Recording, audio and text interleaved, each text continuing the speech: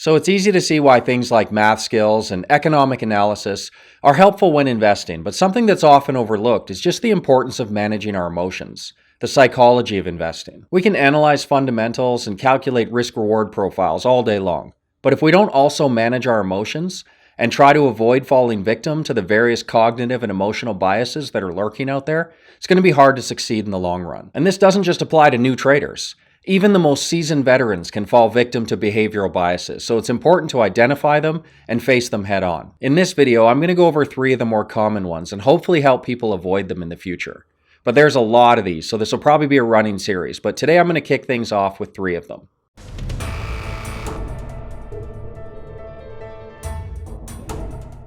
Let me start with one that I think we've all been guilty of at one point or another, and that's self-attribution bias.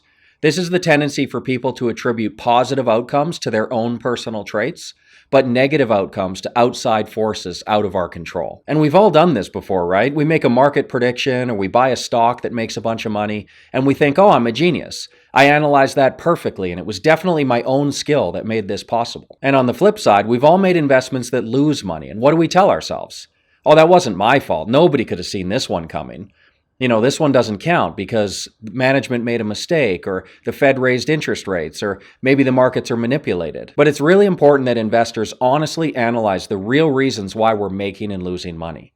I think there's a little bit of self-attribution bias going on right now in the volatility markets. There's a lot of traders out there that probably think they're pretty skilled lately, and I'm sure a few of them are. But it could also be the result of a consistently upward sloping VIX futures term structure.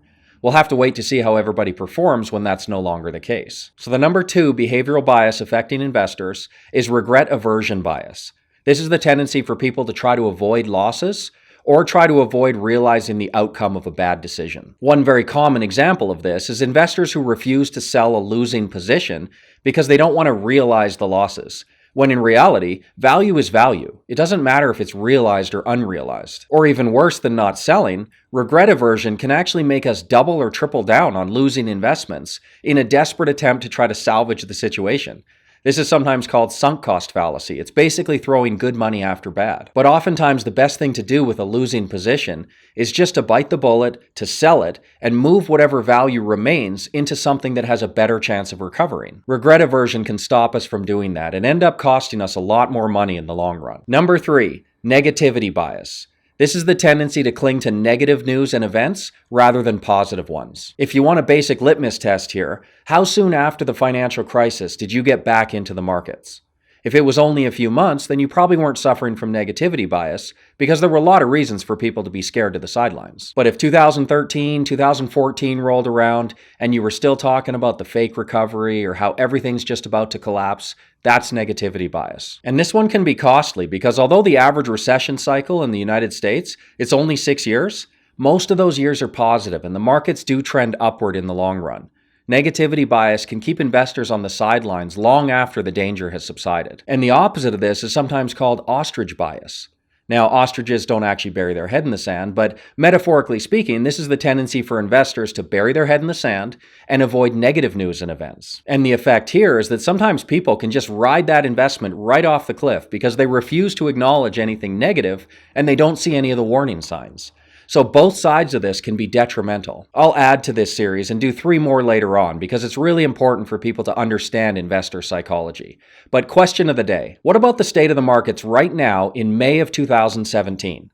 The S&P 500 is at all-time highs, and the VIX index just dipped into the 9s for the first time in over 10 years. Is this the start of another leg up in the markets? And all those people who talk about stagnant wage growth and the size of the Fed balance sheet, unsustainable corporate profit margins, are all of those people just suffering from negativity bias? Or are the people who talk about the Trump effect and tax cuts and reduced regulation being a boon for the stock market, are these people suffering from ostrich bias? Are there dangers on the horizon that investors are ignoring? Or is everything smooth sailing and set to continue?